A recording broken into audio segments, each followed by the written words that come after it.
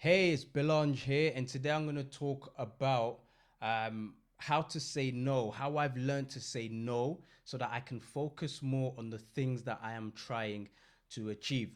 Now, saying no can be extremely difficult. Trust me, I know, but it's one of the most powerful two-letter words in the English vocabulary that will allow you to put yourself on the path to success. Now, there's a great video by Steve Jobs, um, and I'm going to quote this really quick where he says, "It's only by saying no that we genuinely focus on what matters in our life and business." And I'll follow that up by another quote by Picasso, which I really like, is without great solitude, no serious work is possible. So it's really important to learn how to say no because first of all, we have so many things going on around us. And it's not just saying no to people, it's saying no to things that just pull our attention like really, really quickly. And this was something that I had to check myself because consciously I knew that I needed to do certain tasks, but I was always being pulled away by other tasks that just weren't as important or other projects that was not on the path to the things that I wanted to do.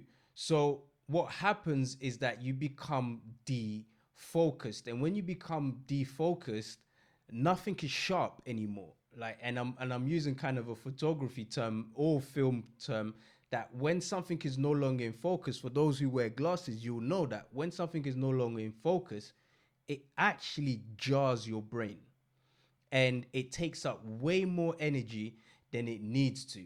And you start to create this unnecessary busy work because you're not really focused. And it builds anxiety, it builds frustration, and even anger at times because if you are let's say if you're a people pleaser, like you want to be seen in other people's eyes as being helpful and always being there for people, not that it's a bad thing, but when you have no ultimate sort of aim for yourself, then what happens is that you can pull yourself in several directions being helpful, but then you're never advancing yourself. So it was really important for me to pause. And this was the great thing about the pandemic period, that it allowed everybody to pause.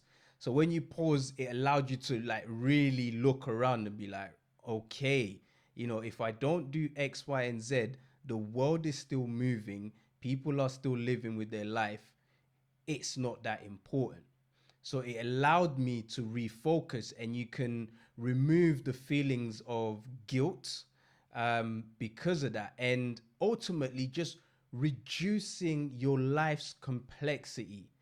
I love like reading from all sorts, but people way back where they were enjoying a simple life that allowed them to achieve more because they were able to focus in on the things that they really wanted to achieve without having to dilute their attention.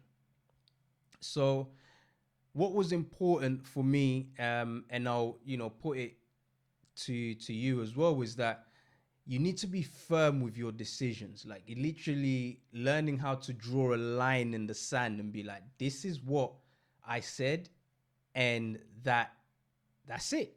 Because when you start to give yourself, or you start to explain yourself, you're kind of leaving yourself open to them pulling you back in. Like if you say, nah, I don't want to go, and you just leave it at that, instead of saying, oh, I don't want to go because I have to do X, Y, and Z, the person might go, you know what, why don't you just do it all tomorrow? Or do it now so that you can come out tomorrow? Or just do it in the weekend because let's go and do this now. So when you stand firm in your decisions, like, you know what, this is it, you draw a line, then you kind of protect yourself from, being pulled back in. And ultimately, you're doing them a favor because you're not going to be 100% into whatever project or whatever it is that they're trying to pull you into. So you're better off just saying no now, so that when you do say yes, you're giving it your all. But the most important thing is the clarity.